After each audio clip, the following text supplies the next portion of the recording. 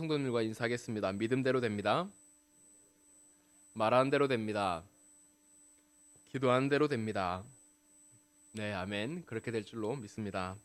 우리는 로마서 12장을 계속해서 살펴보고 있습니다. 아시는 것처럼 바울은 로마서 11장까지 하나님의 은혜에 대해서 말해주고 있습니다. 하나님의 은혜에 대해서 우리는 결국 이제 구원을 받았고 구원을 핵심으로 말하자면 결국에는 하나님의 은혜였다라는 것입니다. 그리고 12장부터는 이제 믿는 자로서 우리가 어떻게 살아야 되는지를 직접적으로 가르쳐 주고 있습니다. 아마 우리가 어떻게 복음을 이해했다라면 앞으로 복음다운 삶이 무엇인지를 바울은 말해주고 있는 것입니다. 그리고 바울은 그 복음다운 삶이 우리가 하나님의 은혜로 구원을 받았다면 우리의 몸을 거룩한 산 제물로 드리는 것이라고 말했습니다. 그리고 나서 오늘 본문은 바울이 우리의 몸을 거룩한 산 제물로 드릴 때에 다른 사람과 어떤 관계를 맺어야 하는지에 대해서 말해주고 있습니다. 이전까지 우리의 인간 생활과 또한 인간 관계와 사회 생활이 믿지 않는 자와 다를 것이 없었다면 우리가 복음을 받아들인 다음에는 복음다운 삶에서는 새로운 인간관계와 새로운 사회 생활이 필요하다라는 것입니다. 먼저 9절 말씀을 보겠습니다. 함께 읽겠습니다. 사랑에는 거짓이 없나니 악을 미워하고 선에 속하라. 아멘. 바울은 사랑을 이제 세 가지로 지금 말해주고 있는데요. 먼저 사랑은 거짓이 없다라는 것입니다. 이것은 우리의 사랑이 가슴으로 한다는 것입니다. 거짓이 없다는 것은 위선적인 것이 없다라는 것입니다. 속으로는 경멸을 하면서도 단순히 말로만 하거나 거짓된 마음으로 공손하거나 예의를 지키는 것은 사랑이 아니라고 말해주고 있습니다. 우리의 마음에 오만과 편견이 있다면, 그리고 우리가 혹시 다른 사람에 대해서 너무 쉽게 얘기한다면, 아니면 뒤에서나 앞에서나 가십거리를 만든다면 그것은 사랑이 아니라고 바울은 분명히 말해주고 있는 것입니다. 그리고 우리는 그들을 진실함으로 주변 사람들을 대하라고 말해주고 있습니다. 그리고 나서 바울은 악을 미워하고 선에 속하라라는 명령을 해주고 있습니다. 이 말은 우리의 사랑이 어디서 출발해야 되는지에 대해서 말해주고 있는 것입니다. 우리의 사랑의 행위의 출발은 바로 하나님이라는 전제를 가지고 있습니다. 바울이 여기서 말하는 이 선과 악이라는 것, 이것은 우리의 관점으로 보았을 때의 좋은 것과 나쁜 것을 말하는 것이 아닙니다. 여기서의 선과 악은 하나님이 보실 때의 악한 것과 선한 것을 말하고 있다라는 것입니다. 그래서 이 사랑의 기준점은 바로 하나님이어야 된다는 것입니다. 우리의 판단과 기준을 내려놓고 하나님 원하시는 판단과 기준을 가질 때에 그것이 진정한 사랑이 됨을 말해주고 있습니다. 우리의 인간 눈에 보기에는 악한 것을 할지라도 우리는 하나님이 원하신다면 사랑을 해줘야 되고, 또한 인간의 눈에 보기에는 사랑스러운 것이랄지라도 하나님이 보시기에 악한 것이면 우리는 그것을 멀리해야 된다라는 것입니다. 진실한 사랑은 하나님의 진리 위에 시작된다는 것을 바울은 말해주고 있는 것입니다. 그리고 이어서 10절부터는 우리는 교회 안에서 어떻게 사랑해야 되는지에 대해서 더 말해주고 있습니다. 먼저 10절 말씀을 보겠습니다. 함께 읽겠습니다. 형제를 사랑하여 서로 우애하고 존경하기를 서로 먼저 하며. 바울은 형제를 사랑하고 서로 우애하라라고 말하고 있습니다. 여기서 바울이 말하는 형제의 사랑이란 것은 같은 성도들끼리의 사랑을 말하고 있습니다. 그러니까 한 교회 안에 있는, 그리고 같은 그리스도인의 안에서의 사랑을 말하고 있습니다. 그런데 바울은 여기에서 우애라는 단어를 특별히 말하고 있습니다. 여기서 우애라는 말은 말 그대로 일반적인 혈연지간의 가족끼리의 사랑을 말해주고 있습니다. 자, 그렇게 한다면 형제를 사랑하며 서로 우애하라라는 말은 같은 그리스도 안에 있는 성도들을 사랑하되 내 가족처럼, 내 친가족처럼 그렇게 사랑해 주라는 것입니다.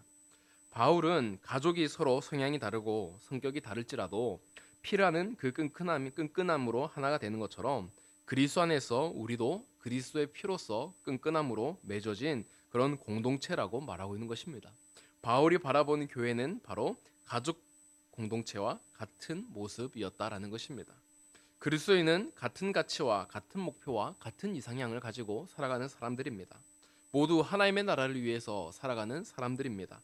그 하나로 우리는 서로 사랑해 주어야 할 이유가 생겼고, 또한 하나님 나라에서 같은 목표를 가기 때문에 서로 우애를 해야 된다고 바울은 말해주고 있는 것입니다.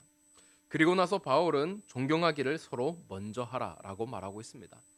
여기서 존경이란 것은 다른 사람을 가치 있고 귀중한 존재로 여긴다라는 것입니다. 가치 있는 사람만 가치 있게 여긴다는 것이 바로 세상의 논리입니다. 그러나 우리의 몸을 하나님 앞에 거룩한 산 제물로 드리고자 한다면 우리는 존경받지 못할 만한 사람도 그리고 가치가 없는 사람도 우리가 가치 있게 존경을 해 주어야 된다는 것입니다. 옆에 있는 형제와 자매도 나에게 소중한 존재이고 귀한 사람임을 기억하라고 바울은 말해주고 있는 것입니다. 왜 바울이 이런 말을 이제 하고 있을까요? 우리가 계속해서 아까 전에 살펴본 대로 하나님의 관점과 기준에서 그 사람을 바라봐야 하기 때문입니다. 바울은 이 사랑의 관점을 계속해서 하나님의 관점에서 설명해주고 있습니다. 성도 안에는 성령님이 안에 계십니다. 우리의 눈에는 옆에 있는 사람이 부족해 보인다고 할지라도 하나님 눈에 보시기에는 하나님의 기준에 보기에는 충분히 합당한 사람이라는 것입니다. 그래서 하나님의 기준에서 선과 악을 봐야 하는 것처럼 우리는 옆에 있는 성도들을 하나님의 기준에서 본다면 귀중하게 여길 수밖에 없다라는 것입니다. 특별히 창세기에서는 사람을 하나님의 형상대로 만들었다라고 말하고 있습니다. 하나님께서 귀중히 여기는 사람이라면 우리가 그 사람을 당연히 존경해야 됩니다. 우리가 하나님을 귀하게 여긴다면 하나님의 말씀을 진리로 생각한다면 하나님의 형상에 있는 사람들을 우리가 존경할 수밖에 없고 그들을 귀하게 다룰 수밖에 대할 수밖에 없다라는 것입니다. 이미 우리가 자주 사용하는 이 그리스도인이라는 말에는 이미 그리스도가 들어가 있습니다. 우리 안에는 우리의 모습에는 이미 하나님이 주신 형상과 그리스도의 모습이 담겨져 있다는 것입니다. 그런데 우리는 존경하지 않는 것이 물론 오히려 같은 그리스도인으로서 다른 사람을 쉽게 정죄하고 판단할 때가 굉장히 많이 있다는 것입니다. 상당히 빈번하게 우리는 같은 그리스도인을 사랑해 주지 못하고 있습니다. 우리가 스스로의 생각의 주인이 되었기 때문에 그렇기 때문에 우리가 서로 사랑해 주지 못한다라는 것입니다. 우리가 지난주에 살펴본 로마서 12장의 3절을 보면 마땅히 생각할 그 이상의 생각을 품지 말고 오직 하나님께서 각 사람에게 나누어 주신 믿음의 분량대로 지혜롭게 생각하라라는 말이 나오고 있습니다. 생각할 그 이상의 생각을 품지 말라는 말이 굉장히 의미가 있습니다. 우리의 이성이 있어가지고 우리의 이성은 계속해서 상대방을 향합니다. 상대방의 잘못을 지적하고 싶어하고 인간적인 욕심으로 말하고 싶어하고 나를 드러내고 싶은 때가 많이 있습니다. 그러나 바울은 믿음의 분량대로 생각할 것을 요구하고 있습니다. 오직 나에게 주어진 분량대로만 생각하라는 것입니다. 나의 기준과 나의 판단이 아닌 믿음의 판단을 하고 그 믿음의 판단으로 하는 것이 지혜로운 생각이라고 3절에 말해주고 있습니다. 우리가 정죄하고 그리고 우리가 지적을 한다고 해서 그 사람이 바뀔 리는 없습니다. 다만 우리의 인간적인 모습만을 드러낼 뿐입니다. 대신에 우리가 그를 존경하고 그를 사랑해 주는 것, 그 안에 있는 하나님의 모습을 보는 것이 오히려 지혜로운 것이라고 바울은 말해주고 있는 것입니다. 이어서 우리 함께 11절과 12절 말씀을 보겠습니다. 11절과 12절 말씀을 함께 읽겠습니다. 부지런하여 게으르지 말고 열심히 품고 주를 섬기라. 소망 중에 즐거워하며 환난 중에 참으며 기도에 항상 힘쓰며. 아멘. 바울은 이전 구절까지 해서 계속해서 형제 사랑에 대해서 설명해주고 있었습니다. 그리고 이어서 우리가 어떻게 형제 사랑을 드러낼 수 있는지 조금 다른 각도로 이제 보여주고 있는데요. 바울은 먼저 부지런하며 게으르지 말고 열심을 품고 주를 섬기라라고 말해주고 있습니다. 이것은 어떻게 보면 우리의 개인적인 신앙의 자세에 대해서 말해주고 있는 것입니다. 그런데 이 문장을 잘 보면 분명히 10절과 연결되어 있는 것을 우리는 볼 수가 있습니다. 우리가 교회 안에서 섬기는 과정은 주님을 위한 섬김입니다. 자세히 살펴보면 이 모든 섬김들이 결국에는 교회에 있는 모든 성도들과 관련되어 있다라는 것입니다. 우리가 교사를 하더라도 아니면 성가대를 하더라도 주방 봉사를 하더라도 차량 봉사를 하더라도 모든 섬김은 사실 주님을 섬기는 것이지만 동시에 같은 교회에 있는 성도들을 섬기는 것이라는 것입니다. 우리가 하는 모든 봉사는 형제와 자매들과 직접적인 연관이 있습니다. 그래서 바울은 지금 이 부지런하여 게으르지 말고라는 말을 해주고 있는 것입니다. 우리가 주님을 섬길 때에 우리가 부지런하게 그리고 게으르지 않고 열심을 품고 주님을 섬긴다는 것은 바로 이것이 다른 성도들을 섬기는 것임을 말해주고 있는 것입니다. 교회를 하다 보면 누군가가 게으른 모습을 보여줄 때가 있습니다. 아니면 내 마음에 들지 않을 때가 있습니다. 그렇다면 그것을 지적하는 것이 아니라 오히려 내가 부지런한 모습을 보임으로써 다른 사람에게 주를 섬기는 것이 어떠한 모습인지를 보여주라는 것입니다. 바울은 선으로 악을 이기라고 말을 했었습니다. 내가 주님을 온전히 섬길 때에 그 섬김이 곧 형제와 자매를 온전히 섬기는 것입니다. 내가 형제와 자매를 진심으로 섬길 때에 그것이 곧 주님을 진심으로 섬기는 것임을 바울은 11절에서 말해주고 있는 것입니다. 그리고 또한 12절에서는 이제 소망 중에 즐거워하며 환난 중에 참으라라고 말을 해주고 있는 것입니다. 이 말씀도 우리가 살펴보면 그냥 개인적인 환난을 당하는 성도들에게 해주는 권면으로 생각해 볼 수가 있습니다. 그러나 바울은 이 말씀도 교회 안에서 다른 성도들과의 관계 속에서 지금 말해주고 있습니다. 당시 로마 교회에 보면 유대인들이 힘들게 환난을 당하는 경우가 많이 있었습니다. 많은 성도들이 환난 가운데 있었고 어려움 가운데 있었습니다.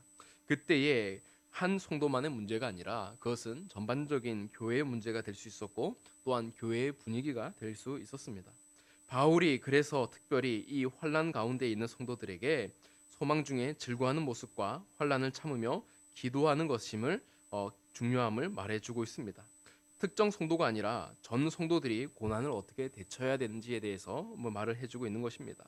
그래서 그러한 모습들이 교회 안에서 서로에게 위로가 되고 그리고 또한 서로가 서로를 위해 기도해 주면서 그리고 함께 참을 때에 나중에 아름다운 믿음의 결실을 맺게 된다는 것을 보여준다라는 것입니다.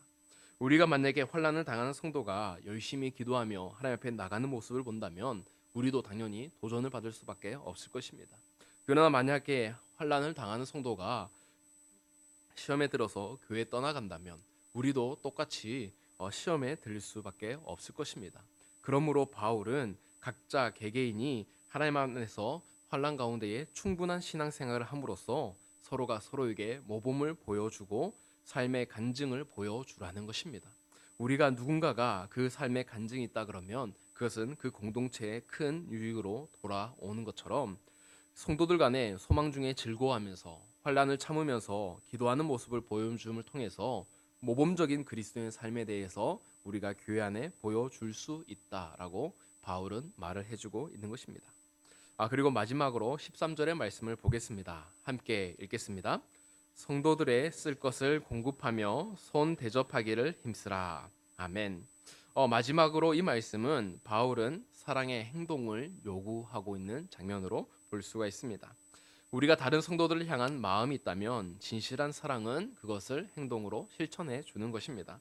여기서 바울은 성도들에게 필요한 것이 있더라면 공급해 주라고 말하고 있습니다. 우리의 집이라든지 우리의 돈, 물건, 시간, 마음 이 모든 것들을 주라라고 말해주고 있습니다. 우리가 사랑한다고 하면서 성도들의 절실함을 외면한다면 그것은 사랑이라고 할 수 없다라는 것입니다. 얼만큼 힘쓰라 그러냐면 바울은 그것을 공급할 때에 손 대접하기를 힘쓰라라고 말하고 있습니다. 힘껏 우리가 할 수 있는 만큼 최대한으로 성도들을 섬기고 또한 우리에게 도움을 요구하는 사람들을 섬기는 것이 우리의 임무라고 바울은 말해주고 있는 것입니다. 사랑하는 성도 여러분, 우리가 서로 사랑하란 말은 굉장히 많이 듣습니다. 그러면서 우리는 얼만큼 우리 옆에 있는 형제와 자매들을 사랑했는지 한번 돌아볼 필요가 있습니다. 우리는 서로 사랑한다는 고백을 많이 하지만 진정한 사랑의 행동은 참으로 보기 어렵습니다. 그리고 우리가 누군가를 안타까워하지만 우리가 안타까움에서 머물고 말지 그 사람에게 직접적인 도움을 주는 경우는 매우 적다라는 것입니다.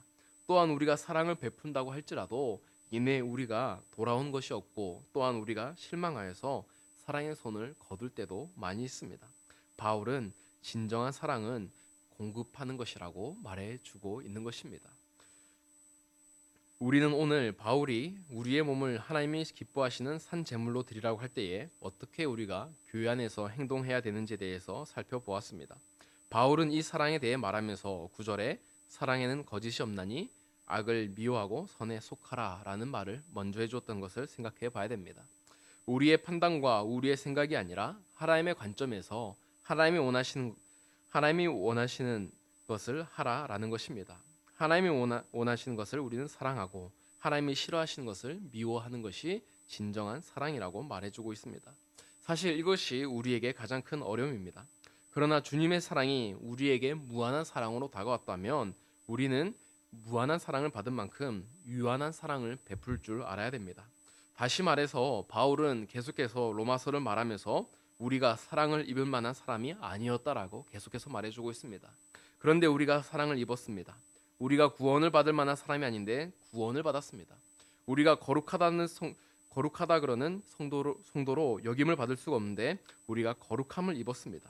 그러면 모든 것이 하나님의 은혜였다면 우리의 역할은 그 하나님의 은혜를 그리고 그 무한한 하나님의 사랑을 전하는 것밖에 없다라는 것입니다.